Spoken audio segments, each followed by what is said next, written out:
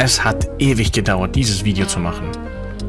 Ich kann nicht die Klappe halten und so wurde das Video länger und länger und mir wurde mehr und mehr langweilig und dachte, dasselbe Schicksal würde auch meine Zuschauer befallen. Andererseits wollte ich auch schon immer mal Awards machen.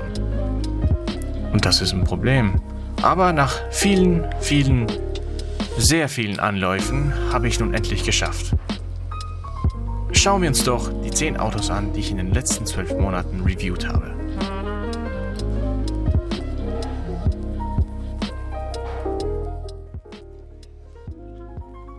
Der BMW M5 Touring war das erste und bis anhin einzige klassische Auto, das ich getestet habe, und in gewisser Hinsicht ist das immer noch das Beste. Zum einen ist da die hydraulische Lenkunterstützung. Ja, das ist ein großes Thema, denn die elektronischen Systeme sind einfach nicht so gut. Punkt. Aus. Und zum anderen ist da dieser famose 5 Liter Sauger V10 und im Huckepack dessen musikalische Untermalung. Was für eine herrliche Sinfonie aus Ansaug- und Auspuffgeräuschen. Aber genug der Worte. Hört einfach hin.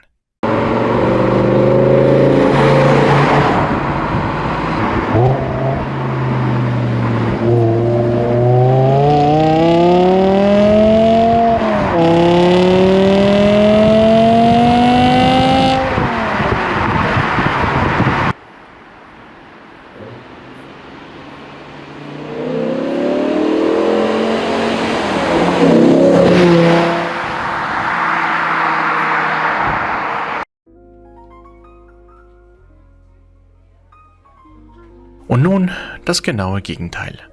Trotz 107 PS Literleistung, Doppelkupplungsgetriebe und Sportmodus ist der VW Touran natürlich ganz anders als der BMW M5. Der Touran ist weder Sportwagen noch sportlicher Wagen, Sportlenkrad hin oder Sportmodus her. Eine klassische Familienkutsche ist das und trotzdem lässt es sich einfach über sich ergehen, wenn der dort mal wieder glaubt, er müsse sich wie ein Irrer in Kurven stürzen.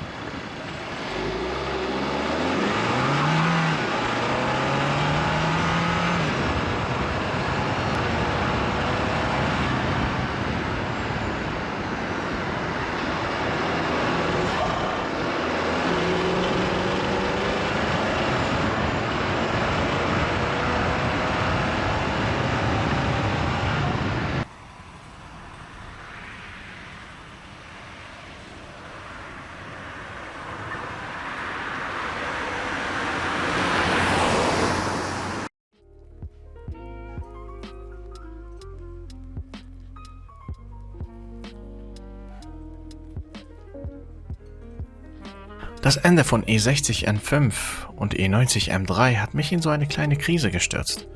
Vorbei war es mit dem Hochdrehzahlkonzept. Die herrlich hochdrehenden Reihen 6er, V8 und V10. Alle Geschichte. Stattdessen, klar, Turbos. Mir kommt da immer noch das Augenrollen. Trotzdem, als Garching sich der Zweierreihe annahm, hieß es vorsichtig Wiedergutmachung. Fast so breit wie lang, mit extra M-Würze ließ man den Geist vergangener M-Tage aufleben. Gerade als Competition mit echten M-Sitzen und den obligatorischen Seitenspiegeln.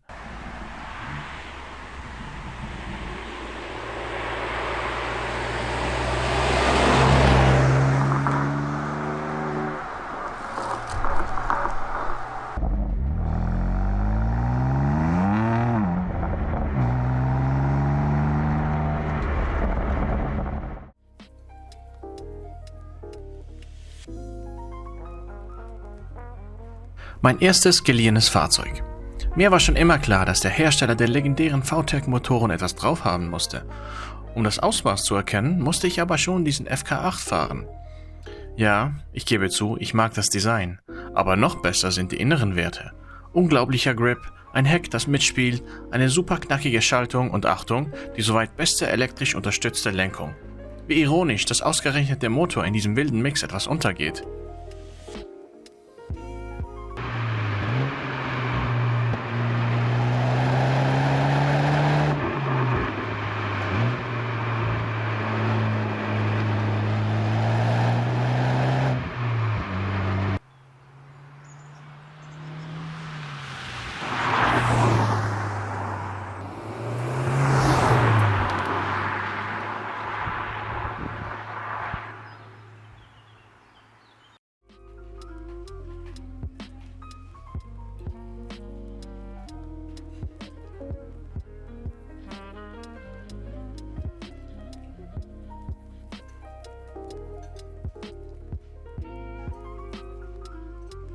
Premiere! Mein erstes Pressefahrzeug. Und damit gleich das Cupra Flaggschiff. Was war ich nervös. Aber stellte sich dann schnell heraus, dass das gar nicht nötig gewesen wäre. Der Formentor sieht super aus, hat ein schönes Interieur, einen starken Motor und trotz Crossover-Abmessungen ein gutes Handling. Der Erfolg von Cupras Sonderling spricht für sich selbst.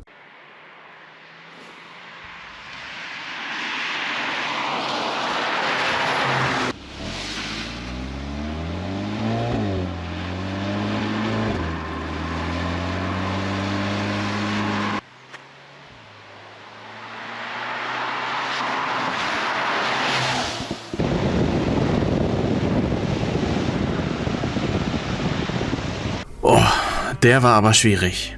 Denn alle lieben den GR Yaris und ich sah mich schon fast gezwungen, dasselbe zu tun. Soweit kam es dann aber doch nicht. Zum einen hat die kleine Kanonenkugel einen bärenstarken Motor unter der Haube, einen knackigen Handschalter und bis zu 70% des Drehmoments an der Hinterachse. Lecker. Zumindest auf dem Papier. In der Realität war es dann etwas schwieriger, das volle Talent des GR Yaris zu beschwören. Ein weiches Fahrwerkssetup mit superklebrigen Michelins schien nicht so gut zu funktionieren. Aber der GR Yaris wird zu Recht gefeiert. Super schnell, spaßig und dass sich Toyota durchgerungen hat, den zu bauen, sollte auch gefeiert werden. Schlussendlich gefiel mir der Honda aber ein bisschen besser.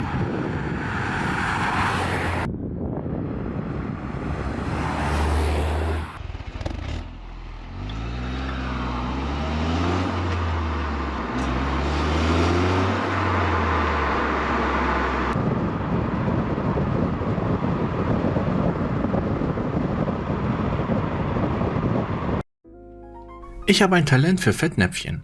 Dieses Mal mein erstes Elektroauto. Werde ich überhaupt in der Lage sein, den Wagen zu starten? Muss wohl zum Schreien gewesen sein, mich dabei zu beobachten. Aber eigentlich tue ich dem e-Niro etwas Unrecht, denn einfacher könnte es kaum sein. Der e-Niro ist wie jedes andere Auto auch, nur wird er halt von einem Elektromotor angetrieben. Und das ist ein Kompliment, denn Kias kleiner Elektro-Crossover funktioniert einfach. Schönes Interieur, effizienter Antrieb, handlich. Jap, der kleine Kia hatte es mir ganz schön angetan und das sollte sich als Problem herausstellen für den...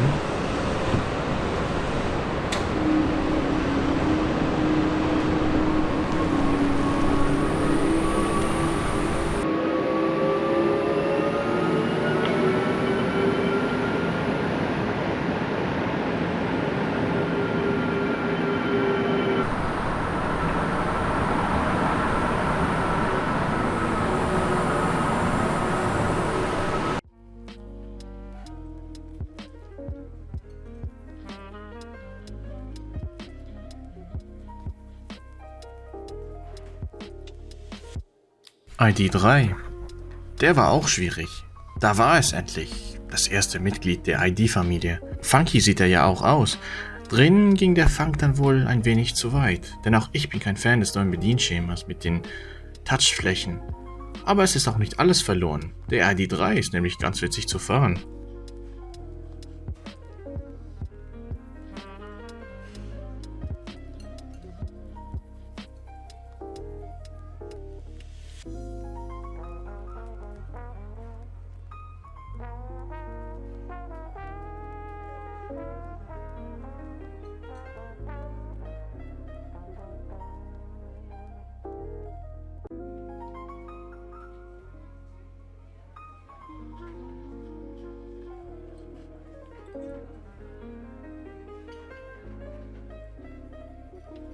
Nach 2 Elektroautos war es an der Zeit, den Oktangehalt zu erhöhen. Zumindest so ein bisschen. Denn nun war mein erstes Hybridfahrzeug fällig und dabei handelt es sich ja um ein Performance-Modell.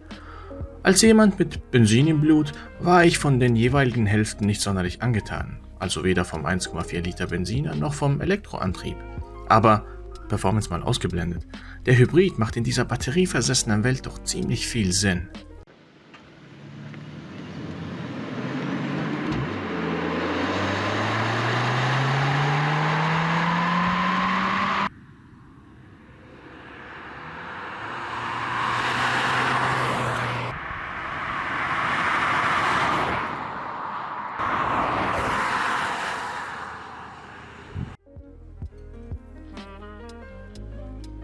Was für ein Leckerbissen zum Schluss. Der Mazda MX-5 sollte doch eigentlich schon auf dem Papier das Aushängeschild dieses Kanals sein. Naja, mal abgesehen davon, dass ich eigentlich keine offenen Fahrzeuge mag. Aber leichtes, ausbalanciertes Hecktriebler-Chassis, ausreichend starker Saugmotor, tiefe Sitzposition mit exzellenten Sitzen, knackiger Handschalter. Irgendwie scheint es so, dass alle Hersteller sich da ein paar Sachen herauspicken, während sich Mazda sagte, nee, lass uns alles machen. Außer die Lenkung. Kommt schon, Mazda. Ach ja, und bitte, bitte, gebt mir ein Coupé.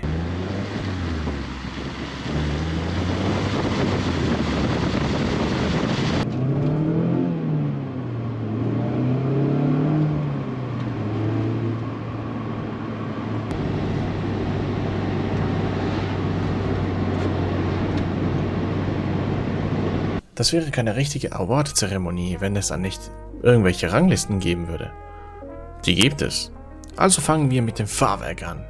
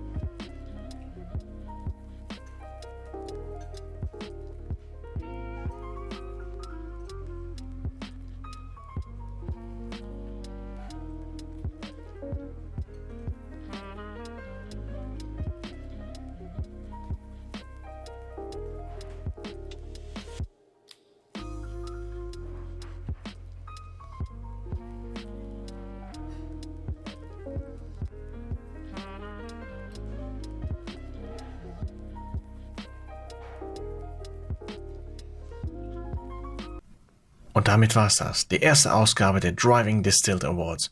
Was haltet ihr von den Kategorien? Was denkt ihr über die Platzierungen? Habe ich etwas vergessen? Lasst es mich wissen. Schreibt doch einen Kommentar.